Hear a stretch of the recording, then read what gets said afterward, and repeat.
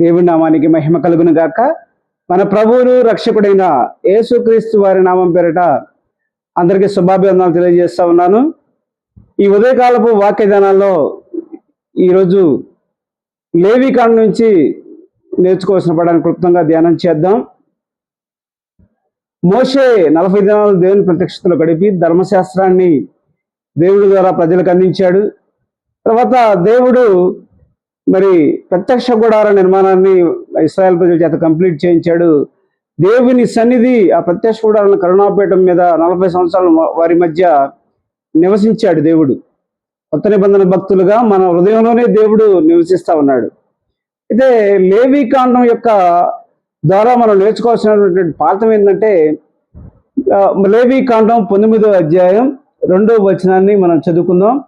మీరు పరిశుద్ధులై ఉండవలను, మీ దేవుడైన యెహోవానగు నేను పరిశుద్ధుడై ఉన్నాను.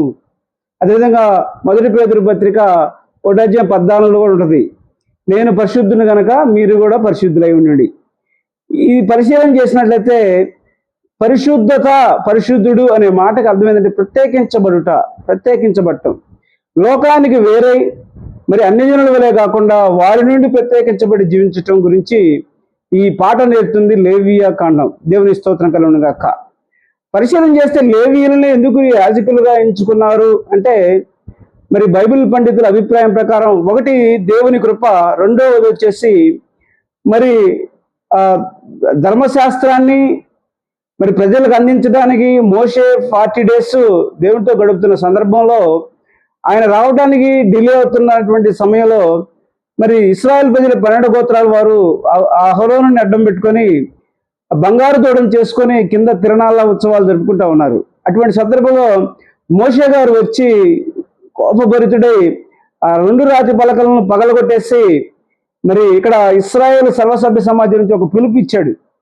మీకు ఈ బంగారు తోడ కావాలా, మరి దేవుడైన యెహోవా కావాలా, మీరు తేల్చుకోండి, యెహోవా పక్షం ఉన్న వారు నా వైపు రండి అని పిలుపునిచ్చినప్పుడు మరి లేవి గోత్రం వారు మరి మోషే వైపు వచ్చారు. ఆ సందర్భంలో దేవుని పక్షాన తన రక్త సంబంధికుల్ని ఫ్రెండ్స్ నిలబెట్టి దేవుని పక్షాన నిలబడేటువంటి లేవి గోత్రం అప్పుడు మోషే ఇంకొక విషయాన్ని ఆజ్ఞాపించాడు, మరి వారందరినీ సంహరించండి అని. వాళ్ళు అనేక మందిని దేవుని పక్షాన నిలబడి మరి వారు యుద్ధం చేయడం చూసాం మనం.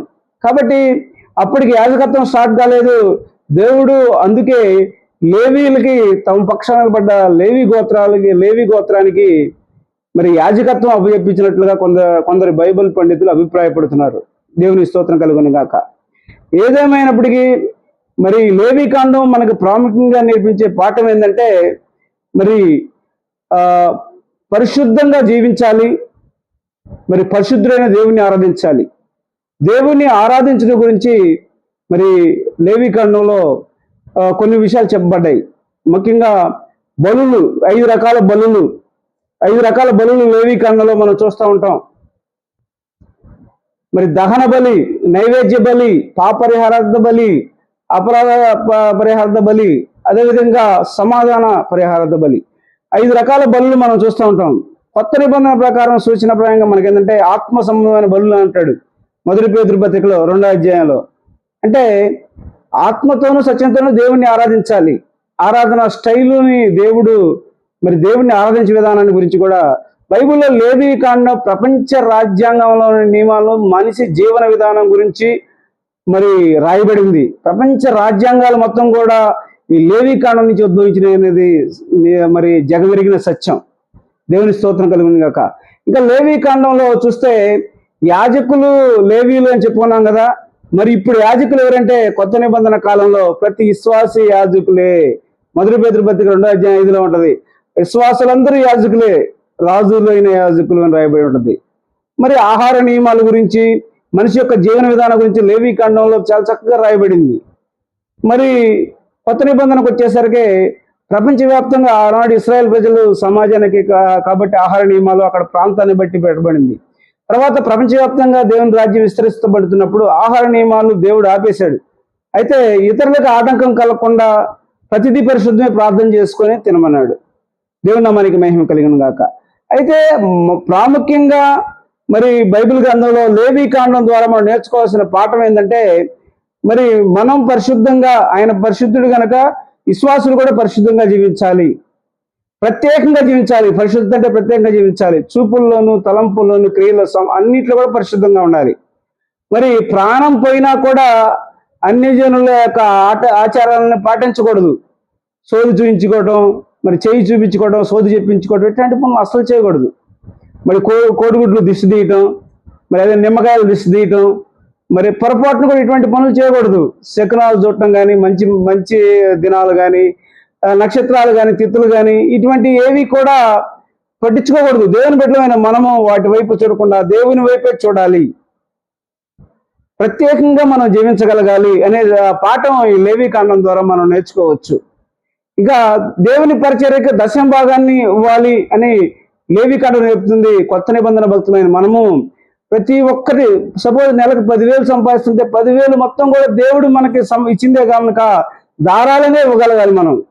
కాబట్టి పరిశుద్ధంగా జీవించటం, పవిత్రంగా జీవించటం, అన్ని ఆచారాలకు దూరంగా ఉండటం, మరి అదేవిధంగా దేవుని పరిచర్యకు ధారాళంగా మనం ఆర్థికంగా దేవుడిచ్చిన దాంట్లో నుంచి మనం దేవుని పరిచర్యకు ఇవ్వాలి. మరి ఈ పాఠాలను లేవీకాండం ద్వారా మనం నేర్చుకోవచ్చు. దేవుని స్తోత్రం కలుగును గాక. కాబట్టి ప్రపంచ యావత్తు కూడా ఆనాడు నిన్నువలె నీ పొరుగు అని ప్రేమించమని కానీ మానవ జాతికి ఇచ్చినటువంటి సమస్త నియమావళి లేవీకాండంలో ప్రపంచ రాజ్యాంగం పొందుపరచబడింది అన్న దాంట్లో నిత్య సత్యం. ఆయన న్యాయం తీర్చే దేవుడు. అనేకమైన న్యాయ సూత్రాలు లేవీకాండంలో రాయబడ్డాయి. అదేవిధంగా ప్రత్యేకంగా జీవించడం గురించి, పరిశుద్ధంగా జీవించడం గురించి, అదేవిధంగా మరి అన్యాచారాలు జోలిపోకుండా దేవుని వైపే నిలబడటం గురించి, అదేవిధంగా దేవుని పరిచర్యకు దేవుడిచ్చిన దాంట్లో నుంచి మనం ధారాళంగా ఇవ్వడం గురించి గొప్ప పాఠాన్ని మనకు లేవీకాండం నేర్పుతుంది. ఈరోజు మనం పరిశుద్ధ జీవితాన్ని జీవించగలగాలి. మరి అదేవిధంగా మనం అన్యాచారాలను విడిచిపెడదాం. అదేవిధంగా దేవునికి ధారాళంగా ఇద్దాం. మరి అట్టి కృప మనందరికీ దేవుడు దయచేయును గాక. దేవుడు ఈ పరిశుద్ధ వాక్యాన్ని వినికిడిలో దీవించి ఆశీర్వదించును గాక.